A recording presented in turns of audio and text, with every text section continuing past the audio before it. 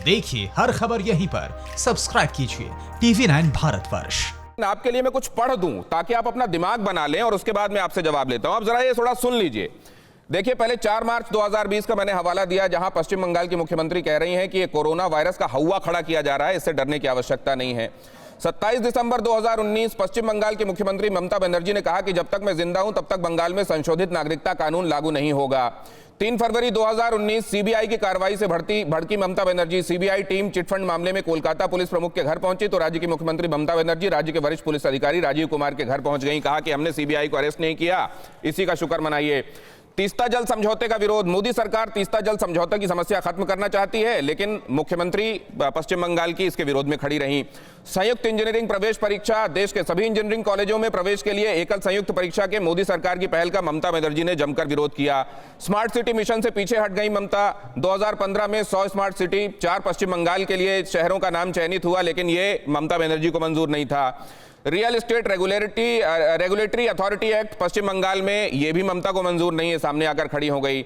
River interlinking project, ये ममता को मंजूर नहीं हुआ। स्वच्छ भारत सर्वे, ममता को मंजूर नहीं हुआ। लाल बत्ती पर मोदी सरकार ने बैन लगाया, ममता ने विरोध किया। मोदी जी पड़ोसियों से रिश्ते सुधारने में लगे हैं, ममता को ये कई बार रास नहीं आया। मोबाइल नंबर को आधार से लिंक करना है, मैं नहीं करूंगी, चाहो तो मेरा नंबर बंद कर दो।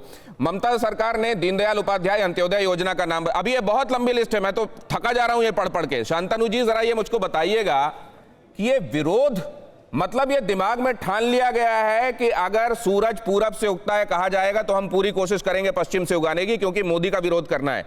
ऐसे चलता है, ऐसे चलता है कोविड के दौरान, इस तरह की आपदा के दौरान सहयोग। लेकिन पहले मैं प्रमोद कृष्णम साहब के पास जाऊंगा। प्रमोद कृष्णम साहब, क्या फेडरल स्ट्रक्चर की बातें करने वाले ये भूल जाते हैं कि तालियां दोनों हाथों से बजती हैं?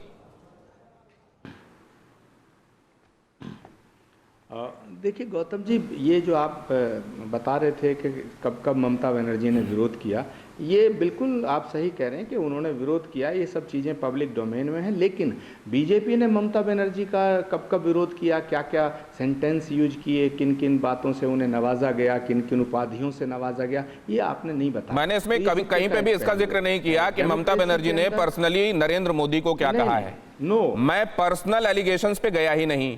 ऐसी योजनाएं जो जनता के हित की हो सकती थी, उनको सिर्फ प्रतिकार की राजनीति की, नकार और निषेध की राजनीति की वजह से रोका गया, मैं ये कह रहा हूं। ठीक है, ओके दिनेश जी ठीक है, आपने सवाल किया, मैंने अपनी बात रखी, अब मैं आगे आता हूं। देखिए, डेमोक्रेसी के अंदर ये बात पक्की है कि एक पार्टी को दूसरी पार्टी से विरोध होता है। टीएमसी की शिकायतें बीजेपी से बहुत होंगी, बीजेपी की भी शिकायतें टीएमसी से बहुत होंगी। लेकिन दिनेश जी, मैं दोनों पार्टी के नेताओं को कहना चाहता हूं, देश टीएमसी और बीजेपी से बड़ा है।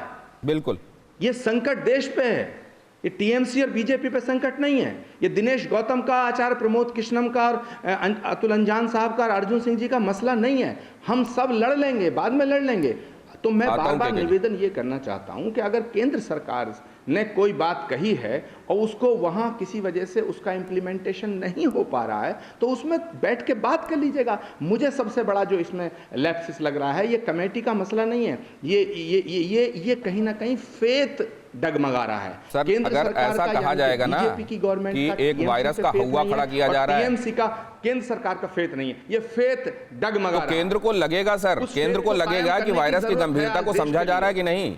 अगर वहां पर गवर्नर को, जो कि संवैधानिक पद पर बैठे हैं, उनको एक पार्टी का आदमी बताकर उनको रिपोर्ट ही नहीं किया जाएगा, उनको कुछ बताया ही नहीं जाएगा, और अब जो उनको जवाब दिया गया है ना सर, उससे राज्यपाल संतुष्ट नहीं है। लेकिन उनके इस असंतोष को स्पेसिफाई करने का कोई काम नहीं किया गया। उनसे यह भी नहीं पूछा गया कि सर किस बात पर आपको असंतोष है, बताइए। ऐसा लग रहा है जैसे राज्यपाल वहां पर पंचिंग बैग हैं। क्या ऐसा होना चाहिए सर? मैं के शर्मा साहब की बात लेकर बहुत जल्दी से शांतनु जी के पास जाता हूं। के शर्मा जी, संक्षिप्त अपना जवाब रखिएगा प्लीज। 5 सेकंड विधान के तहत मैं बताता हूं प्रमोद जी आपको कि जब ताली बजाने की बात आई तो आपके ही राहुल गांधी ने उसका विरोध किया। जब दिए जलाने की बात आई तो आपके नेता अधीर रंजन चौधरी ने कहा कि मुझे कोई नहीं दिया जलाने के लिए बाध्य कर सकता। आपने हमेशा आपको, मुझे लगता है के शर्मा साहब, प्रमोद कृष्णम एक ऐसे वाहिद आदमी हैं जिनको आपको इससे बख्शना चाहिए। साधुओं पर हमले को लेकर उन्होंने जो ट्वीट किया है वो भी आपने देखा होगा। दिए और ताली को लेकर भी उन्होंने स्पष्ट कर दिया था कि इसमें राजनीति नहीं होनी चाहिए, इसलिए उनसे मत पूछिए, उनको राहुल गांधी के नाम पर मत घेरिए सर, अभी डिरेल मत कीजिए बहस को सर। पूरी होने दीजिए। और आज आचार्य प्रमोद कृष्णन को जवाब देना चाहिए, जब देश में सारे लोग राहत कार्य के काम कर रहे हैं, आपके नेता शराब की तस्करी कर रहे हैं। तो कम से कम कृपा कर अपने अंदर में झांकिए और देखिए, जो आपके नेता आज जो पकड़े गए हैं सर, शराब की तस्करी में, यहाँ बैठ के कांग्रेसी ज्ञान न दें। एक सर, रोटी की दे नहीं पाया। क्या हम एब्रेजन्स को, क्या हम एक्सेप्शंस को ही नॉर्म बना देंगे सर? अगर भारतीय जनता पार्टी का कोई व्यक्ति कहीं कुछ गलत करता पाया जाएगा तो क्या पूरी पार्टी को उस ब्लैंकेट में लपेटा जाएगा क्या सर? ये कहीं और चले जाएंगे? के शर्मा साहब, मैं आपकी इजाजत से शांतनु जी के पास जाता हूं। शांतनु जी, जो सवाल मैंने पूछा था, इस समय प्रतिकार मत कीजिए। अगर आप राजनीति नहीं चाह रहे हैं तो आप लोग भी तो राजनीति मत कीजिए।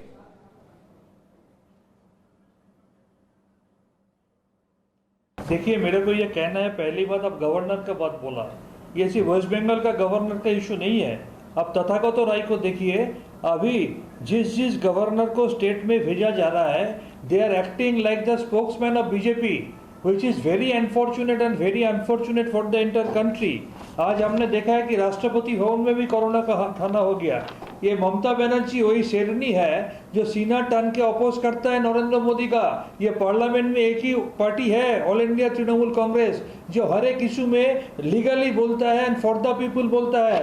ये ममता बनर्जी वही लीडर है जो मिनिस्ट्री छोड़ के चले आते हैं, कुर्सी का लोभ उसको नहीं है। ये ममता बनर्जी वही लीडर है जो 1990 मैंने जो आपको फहरिस्त पढ़ के सुनाई थी, आप ये बताइए ना शांतनु जी। दूसरी बात आप ये बताइए, आप गवर्नर्स को लेकर अगर ये बात कह रहे हैं तो मान लीजिए अगर इस सरकार पर ये बात लागू है तो क्या इससे पूर्व की सरकारों पर ये आरोप नहीं लगते रहे कि उनके बिठाए हुए लोग राजभवनों पर बैठे हुए हैं जो उनके इशारे पर काम करते हैं? इसलिए इसको, मेरी बात सुनिए ना सर। अड़ी सोमवार से शुक्रवार शाम 6 बजे सिर्फ TV9 भारतवर्ष पर।